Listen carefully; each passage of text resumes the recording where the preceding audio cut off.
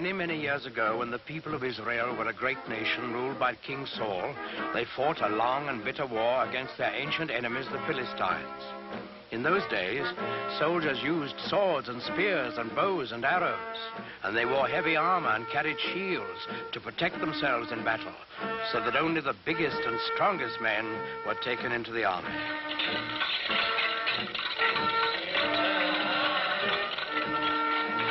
Well, in this war, the Israelites and the Philistines were pretty evenly matched. They fought many hard battles, and each side lost many men, but neither side could completely conquer the other.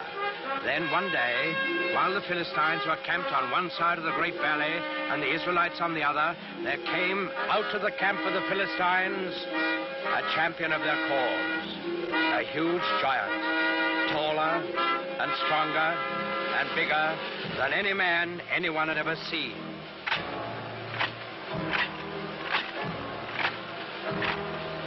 He wore very heavy armor, and his face was fierce and cruel, so fierce and cruel that it would strike fear into the hearts of the bravest. This was Goliath, the giant of Gath.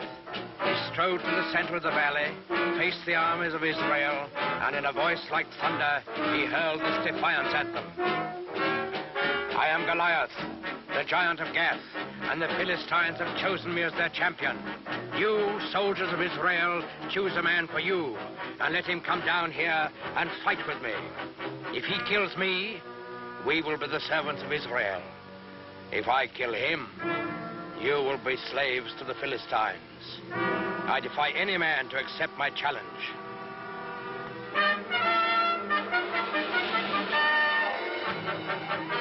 When the men of Israel saw Goliath and heard his defiant challenge, they were afraid, for they had no one to match his size and strength.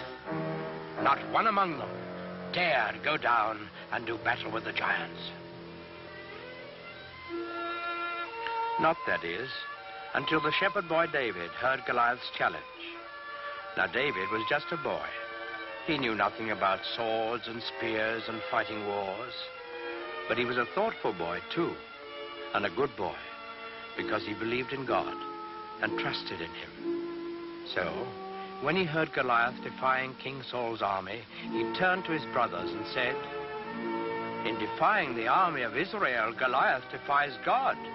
Is there no one here to go out and do battle against the enemy of the Lord?" David's brothers were first surprised and then angry at him. "Go back to your flocks and leave wars to fighting men." But David wouldn't be put off. "I will do it," he said. "Send word to King Saul.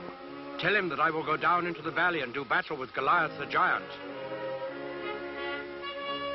When the king saw how determined David was, he gave him his blessing and offered him his own royal armor and sword. But David wouldn't take them. He wasn't a soldier. Instead, he went to a nearby stream and selected 5 smooth stones. He put these in his shepherd's bag. He took his stick in his left hand, and in his right hand he held a slingshot. That's all. With both armies looking on, excited and expectant, David went down into the valley to meet Goliath. They met in the middle of the valley. David looking up at the giant, confident and unafraid, and Goliath looking down on the unarmed boy with eyes full of hatred. Suddenly, the giant Philistine roared in a terrible fury.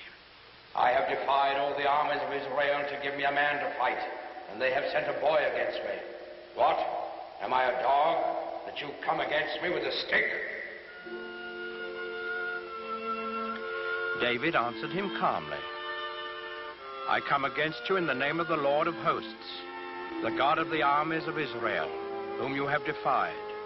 Your sword and your spear and your shield will not save you, Goliath, for this day you shall learn that the Lord fights on the side of right." Goliath let out an angry snarl. "So be it. Defend yourself, boy."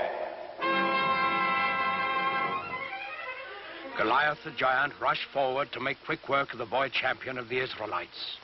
David stood his ground. He reached into his shepherd's bag, took out 1 stone. He fixed it in his slingshot, and he let it fly.